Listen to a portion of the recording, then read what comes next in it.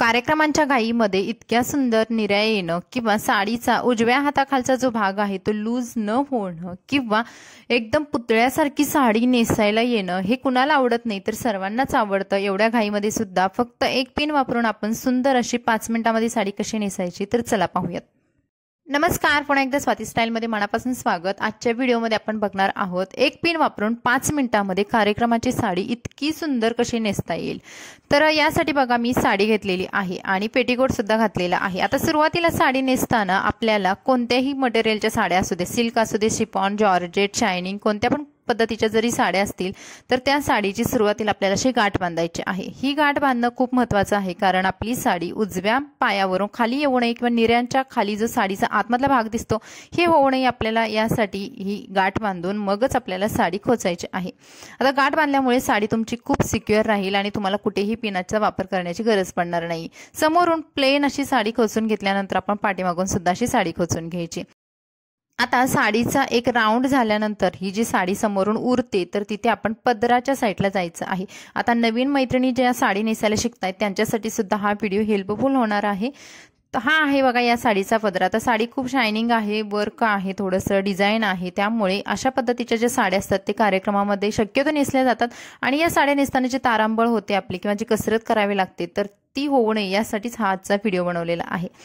पदर मी माझ्या डाव्या खांद्यावरती ठेवला आणि पदराची उंची बघा गुडघ्याखाली ठेवलेली आहे, यामुळे तुम्ही साडीमध्ये उंच दिसाल। आता उजव्या हाताने बघा पदराचं मेजरमेंट केलं म्हणजेच माझ्या डाव्या खांद्यावरती कुठेपर्यंत मला पदर बनवायचा आहे याचं मेजरमेंट करून दोन्ही हाताने तो भाग पकडला। इथे आपला टाइम वाचणार आहे, कारण जेव्हा आपण साडी नेसतो अशा वेळेस आपण साडीच्या पदराचे 2 भाग करतो, 2 भागामध्ये पदर बनवतो, अशा वेळेस आपल्याला टाइम सुद्धा जास्त जातो। त्याऐवजी तुम्ही ही एक ट्रिक वापरा, साडीचे पदराची जी बॉर्डर आहे तेवढीच पदराच्या प्लीट्स बनवायच्या आहेत। बघा आता दोन्ही हातामध्ये मी पदर असा पकडला आणि छान अशा प्लीट्स बनवून घेतल्या। आता प्लीट पण भरपूर बनतात आणि शायनिंगच्या ज्या साड्या असतात यांच्यामध्ये प्लीट्स भरपूर असतील तर आणखीनच साडी खुलून दिसते आणि तुमच्या प्लीट्स सुद्धा एकसारख्या येतात आणि वेळ सुद्धा वाचतो। आता तुम्ही बघाल या सर्व प्लीट्स भरपूर साऱ्या अशा प्लीट्स बनल्या आणि फक्त बॉर्डर एवढ्या बनवल्यामुळे आपण साडीमध्ये उंच तर दिसणार आहोत आणि अट्रॅक्टिव्ह सुद्धा दिसणार आहोत।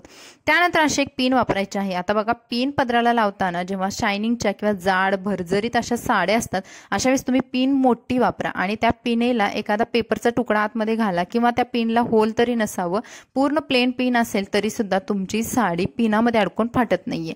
तर आपला हात जेवढा पाठीमागे जातोय तेवढा घेऊन आपण पदर हा पिनाने सिक्युअर करायचा आहे। त्यानंतर समोरच्या प्लीट्स आहेत त्या वेगवेगळ्या करून घ्यायच्या आणि एकावरती एक ठेवायच्या। आता मानेजवळ येणार ही प्लीट आहे, जेव्हा आपल्याला पिन वापरण्याची गरज पडते तर पिन न लावता सुद्धा आपण छान अशी क्रॉस घ्यायची आहे। बघा तिरपी घेतलेली आहे मी आणि हा भाग कमरेजवळ टाईट करून घेतलेला आहे, त्यामुळे आपल्याला पिन पण वापरण्याची गरज पडणार नाही आणि आपली प्लीट आहे ती मानेजवळ येणार नाही। आता कमरेजवळचा भाग करण्यासाठी आपल्याला आणखी एक ट्रिक वापरायची आहे।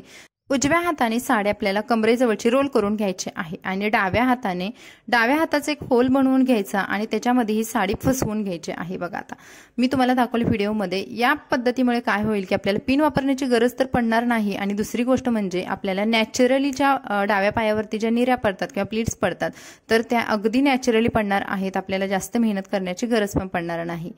तर आता हा जो कमरेजवळचा भाग आहे तो मी तुम्हाला दाखवला, एकदम सोपी मेथड आहे आणि खूप वेळ वाचवणारी सुद्धा आहे। त्यानंतर आपल्याला करायच्या आहेत निर्या। आता निर्या करताना आपल्याला नेहमी मध्यम साईजच्या करायच्या आहेत। जास्त शायनिंगवाल्या साड्या असतात त्यांच्या भरपूर अशा निर्या आल्या तर आणखीनच त्या खुलून दिसतात किंवा आपली साडी ही पुतळ्याला नेसवल्याप्रमाणे दिसते।